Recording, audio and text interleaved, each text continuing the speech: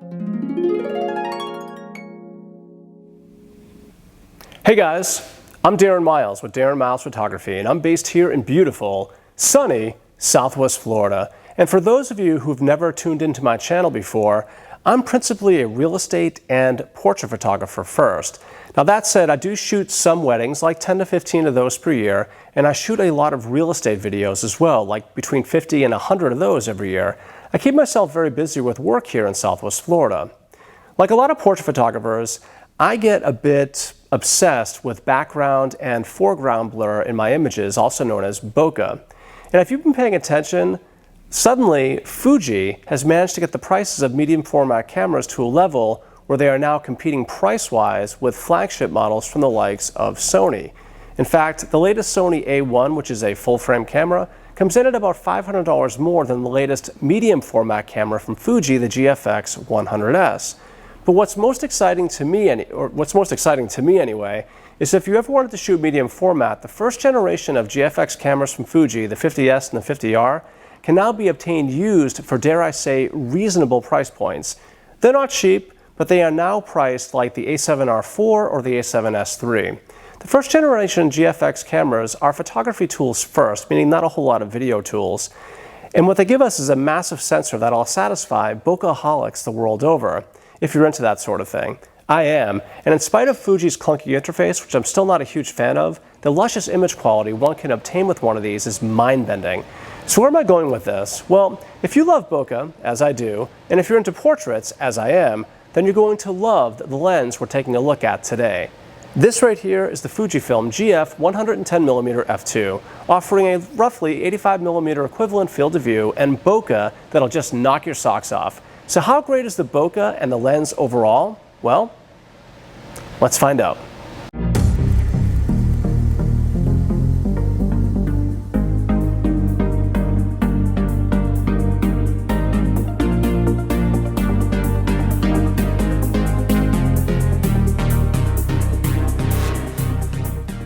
First up is the build, and it's simply magnificent. If I could sum up the build in one word, that word is big. Big, heavy, bulky, it's the perfect complement to the GFX 50S. I mean, these two are like soulmates. Coming in at 2.2 pounds, this is a heavy prime lens, which I guess makes sense given all the glass in there that's needed to achieve the f2 aperture and simultaneously covering that massive medium format sensor. Everything about the 110 is oversized. For example, the focus ring is 2 to 2.5 fingers wide. It's rubberized and grippy and rotates smoothly with barely any resistance at all. It feels like a well-oiled machine. The aperture ring isn't as wide, but it's definitely pronounced, and it clicks very audibly and securely into its intended position. Now, given that the bulk of the users of this lens and this specific camera are going to be dedicated photography shooters, the audible nature of the aperture ring really won't come into play or be a distraction.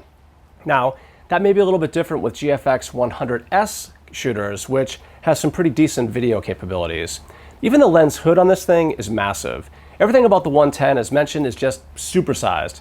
On the inside, the optical formula consists of 14 elements arranged in 9 groups, and included in that formula are 4 extra low dispersion elements. The aperture ranges from f2 to f22, and speaking of the aperture, there are 9 rounded aperture blades, which, when combined with this focal length, the wide aperture, and the huge sensor, that gives us dazzling autofocus bokeh rendering. It's simply sublime. The lens is also weather sealed to operate in the toughest of environments, and the lens can function properly in temperatures as low as 14 degrees Fahrenheit. That's below freezing in Canada. All in, it's a physical work of art that's extraordinarily well built, and as such, the 110 earns a perfect 10 out of 10 for build quality. It started to rain, so sorry about the background noise. Next up is autofocus speed and accuracy, and if there's a pain point with medium format cameras and lenses in general, it's autofocus speed and accuracy. In good light, with the latest GFX firmware, autofocus speed and accuracy are acceptable. The hit rate is good, and it does have eye detect autofocus. Remember, these are big, heavy lenses with a lot of glass, and it takes some work for the linear motors to move all those heavy elements briskly and accurately. And again, in good light, I found autofocus speed and accuracy were adequate. Now this is fine if you're not in any sort of a pressure situation. Like if you shoot portraits or other static subjects like landscape, then the AF is going to be just fine.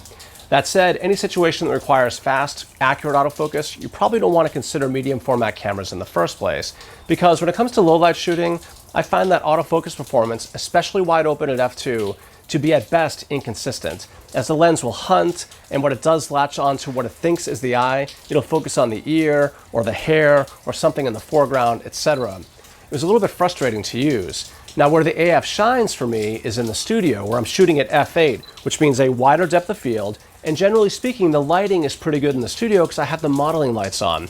And the GFX and the 110 find the eye quickly and accurately. So in the end, autofocus speed and accuracy is situational and a mixed bag. In the studio and a good light, the autofocus is accurate and adequately fast enough, giving it a 9 out of 10. But in low light and wide open, it's inconsistent and a bit frustrating to use. Now, one way that I do overcome this issue is to utilize the modeling light on my flash, or I'll bring a flashlight with me and shine it on the subject. But on its own, without these aids, the autofocus performance in low light is not that good, giving it a 5 out of 10. All in, it's a 7 out of 10 for autofocus speed and accuracy. So next up is optical quality and the quality of the results. As a great manager once told me, many a sin is forgiven if you're making goal. I used to be in sales, and so it goes with the 110. If your goal is to make great portraits, then you're gonna love this. Even though it's big, it's heavy and slow to focus in low light, but when it hits, it's a symphony. The center of the frame is brilliantly sharp, even wide open. Now you're paying for that kind of optical quality, but it's nice to see a lens live up to its lofty price point in that regard. The results from the 110 are some of the best I've ever experienced. Now, I know I'm gonna get a lot of eye rolls over that statement because when you say something like that, it's incredibly subjective, and when a photographer or a YouTuber in particular says something again like that, I can hear all the collective groans now. Now, I shoot a lot of portraits and actually do this for a living. I get paid to take pictures of people. And all I can tell you is that I've used a bunch of portrait lenses and cameras, and in my experience, the foreground and background bokeh and the subject isolation and the sharpness of this lens are just incredible. But what we're gonna do now is we're gonna go into Lightroom and take a look at some of the images to give you an idea as to what to expect in the center of the frame and the edges and how those things look wide open, especially for you portrait shooters out there. So let's go into Lightroom. So before we get into the video montage of still images taken with the GF, what I wanted to do is run through a bunch of raw files to give you an idea of what you can expect from both a autofocus standpoint and from an optical standpoint. From an autofocus standpoint, when it misses versus when it hits, and then when it does hit, I want to show you what the sharpness looks like and how unbelievably detailed these images are and how great the bokeh is, etc. And then I'm going to show you a couple of studio examples when I'm shooting at around f7.1 or f8 or even f2.8. It's just remarkable, the combination of this sensor and this lens, just how great the image quality is. I'm completely smitten.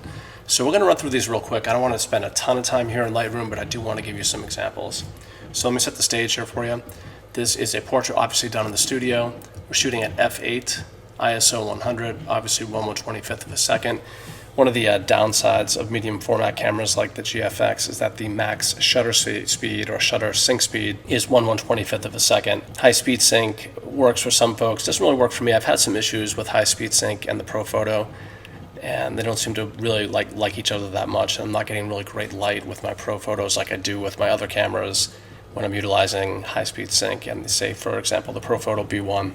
This is a studio shot, studio example f8, and I want to show you what kind of detail we can pull from one of these images. So let's zoom in to 200%, and I just want you to note, like, every nook and cranny of this gentleman's face is available. It's really crazy sharp. This is also a huge con as well. As much as of a plus as this is, and as remarkable as this is from a technical standpoint and from an engineering standpoint and just from a wow factor in terms of what kind of detail we can pull, the downside here, of course, is you may find yourself spending more time trying to fix every little nook and cranny in post. You might actually end up making more work for yourself. Just be cautious of that, but just know that with proper hair and makeup, you can get some unbelievably stellar images out of the 110 millimeter in the GFX. So this is just a studio example. I just wanted to show you how unbelievably sharp that is. And obviously in a good lighting situation, I'll use my modeling lights, and the modeling light will be right here on the eyes, and the GFX will pick that up very easily. And then I want to show you an example of both bokeh and what kind of detail you can pull. If you can get within the minimum focus distance, you can almost turn the 110 into a macro lens because there's so much resolution and so much clarity and detail. It's just incredible. This is a spider. I don't even know what kind of spider. So bonus for some of you acronids or acrophiles out there. Acronidophiles? I don't even know what you'd say for a person who's into like spiders.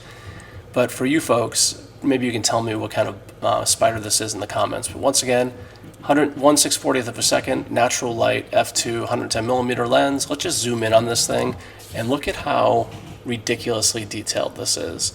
This is insane. I can practically see the little bugger's eyes.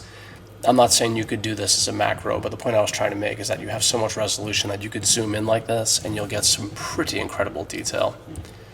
Moving along, f2 outside. This is my dog. Obviously he's in good light. The GFX doesn't have animal eye detect, but as you can see, I mean, this is just insane how much detail I'm getting here. It's just awesome.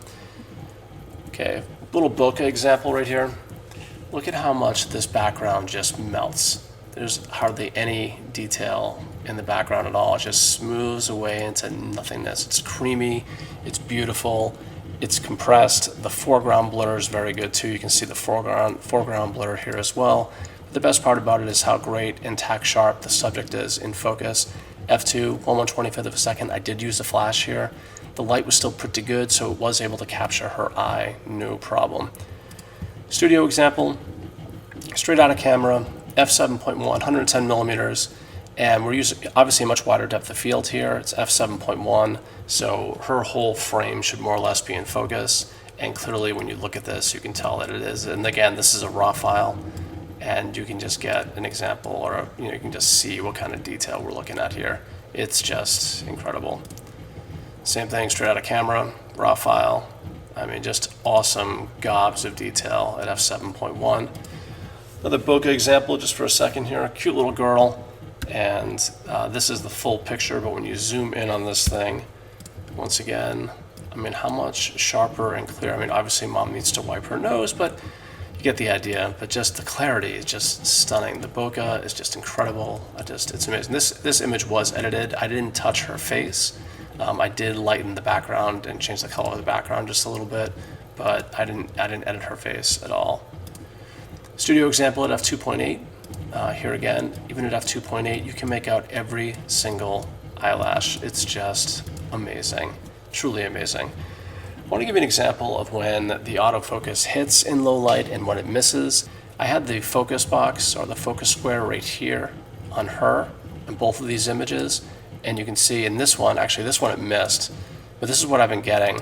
Like it instead focused on him instead of her, even though the focus box was here. Now that's been a little bit of my frustration with the GFX and the 110. Again, keep in mind this is in low light and wide open at f2. As you can see over here, 1/1250th of a second at f2. And then here I want to show you an example where the autofocus hit. And you can see at f2, wide open, I'm pretty much clear across the other side of the room, and I'm getting amazing detail with the 110. It's just awesome. I just love it. Anyway, I wanted to show you a few of those raw examples. There was the one edited image in there, but just raw examples straight out of camera to show you what kind of resolution and clarity you can expect from the 110 when it hits focus. And I wanted to give you an example of what I had been experiencing in low light and how I had missed some shots as well.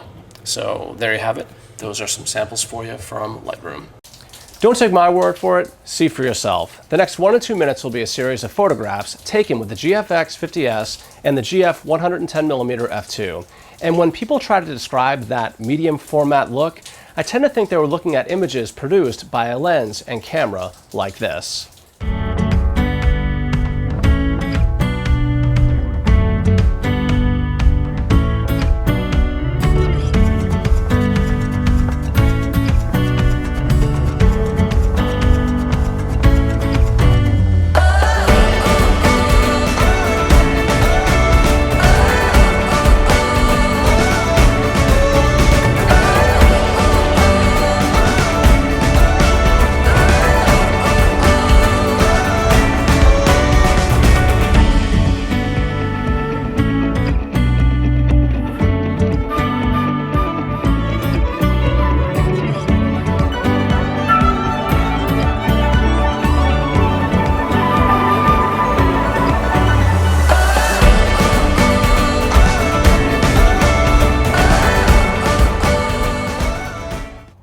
Last up is value. And let me start by saying this isn't a cheap lens. In fact, it's downright expensive. Like, think hefty mortgage payment expensive.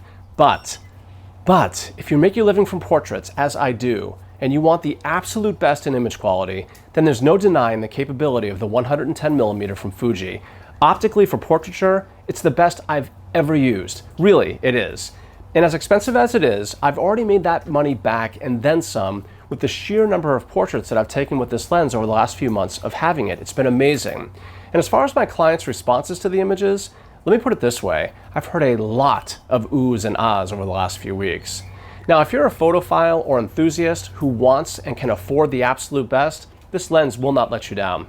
If you're an amateur who's dabbling in photography, then you're going to have to think long and hard before you plunk down the kind of coinage that it takes to obtain one of these. But if you make your living and you can afford it and you take lots of portraits, then think Nike and just do it. You won't be disappointed. So in spite of its lofty price point, optics like this don't come cheap.